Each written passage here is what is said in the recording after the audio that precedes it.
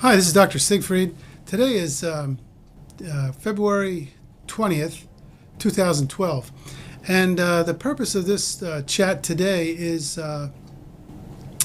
water, because water is very important for us. Some people drink a lot of it, some people don't drink enough of it, but you need a certain amount of it every day. And based on the physiology textbooks, your body goes through 2 to 3 quarts of water a day. And you have to be replacing that every day just so that your machinery, so to speak, and your body will work. It flushes it out. It flushes. It acts as a nutrient depending on the kind of water. Let's assume that you're drinking good water, but water is actually flushes your kidneys and all your other cells, but it also can act as a nutrient. So the question is, what is the best kind of water? And water is quite a subject of conversation because of all the chemicals that are put in the water. The biggest one in most of the water supplies is, well, there's two actually. One is chlorine and the other one is fluoride, both of which are extremely toxic chemicals. The reason that we're given by the FDA that we need them is because the fluoride is very good for your teeth, and the chlorine is very good for killing bugs, microbes, things like that that are in the water. What they don't tell us is that the chlorine in the water also is one of the largest causes of abdominal intestinal cancer. And they also don't tell us that fluoride paralyzes your thyroid gland, causes lymphocytosis, and which means your lymphatic system gets swollen. It also plugs up your kidneys.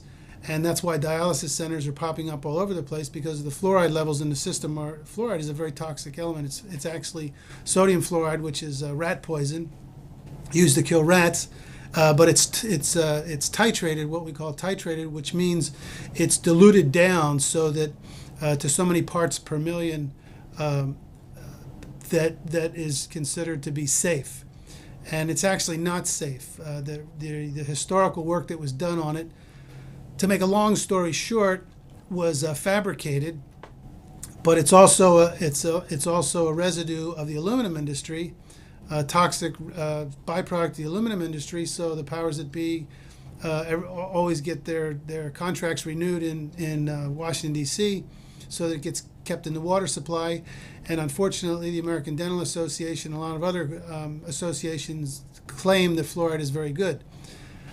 However, when John Q. Public is able to research it himself, and if you just read, you'll find that fluoride basically is in the periodic table, which is what we use in chemistry.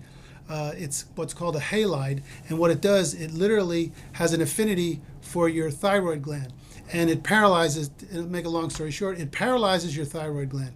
In doing so, it interferes with a lot of different functions in the body. So, simply put, you want to be drinking a lot of water. But you do not want to be drinking water that's heavily chlorinated or heavily fluoridated. Actually, you don't want to be drinking any of those at all. So the question you're left with is, what can you do? A lot of people use filters. Filters are very good because they will filter out some of the chlorine, and there's all kinds of other chemicals that have been found in the public water supplies. So filters are very good, but you want to make sure that the filter that you're using specifically gets rid of chlorine and fluoride. Those are the two big ones.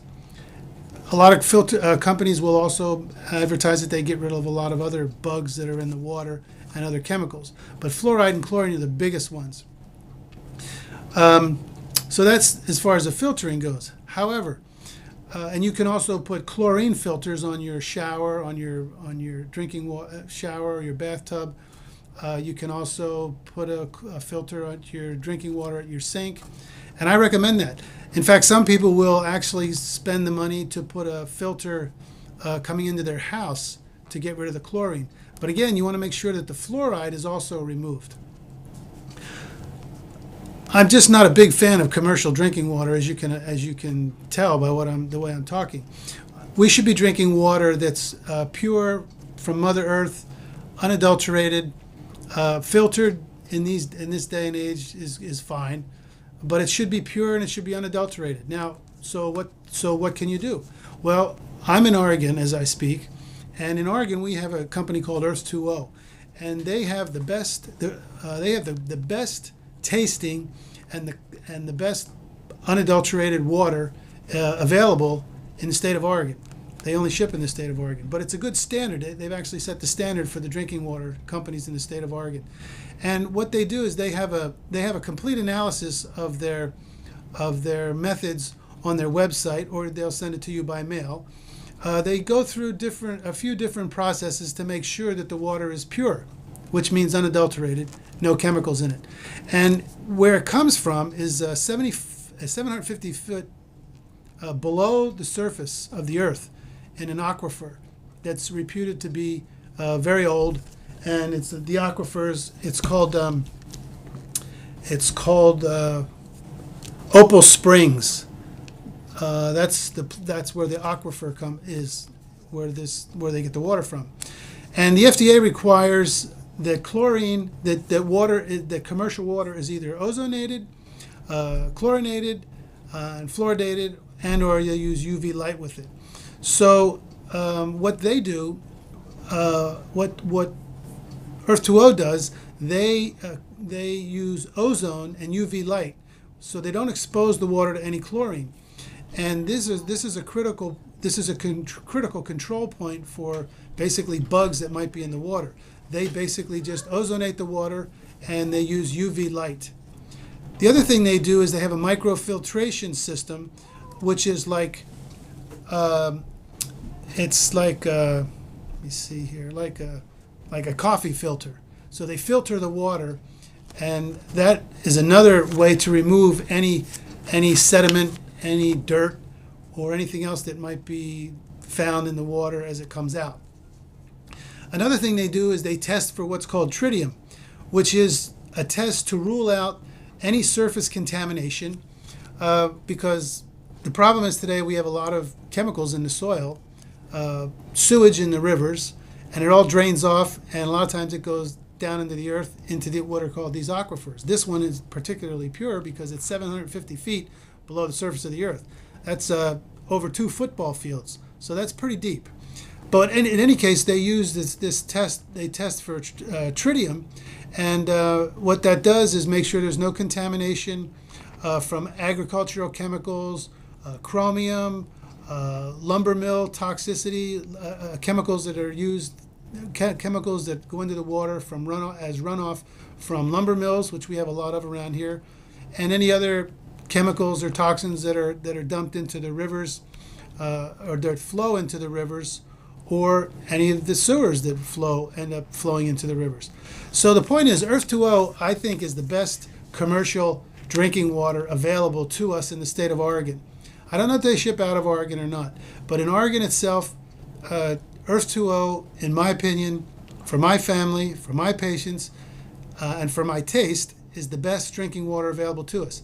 It does go into plastic bottles, but those plastic bottles are also number 1 plastic, which means they're totally inert, so you're not getting any residuals from the plastic. And they also make sure that they don't put any of this BPA.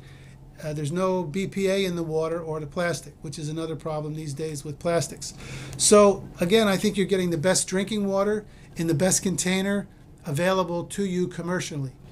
Unless, of course, you have now that's compared, of course, to a spring right out in your backyard. Very few of us have that availability. If you do, that's fantastic. But if you don't, this is the next best thing. So that's my little blurb on water today. And if you have any other questions regarding that, I'd be happy to send you some information relative to the fluoride and the chlorine, and how the fluoride and the chlorine also affect your thyroid gland, which is essential for your body's overall health. Thank you very much, and you have a good day.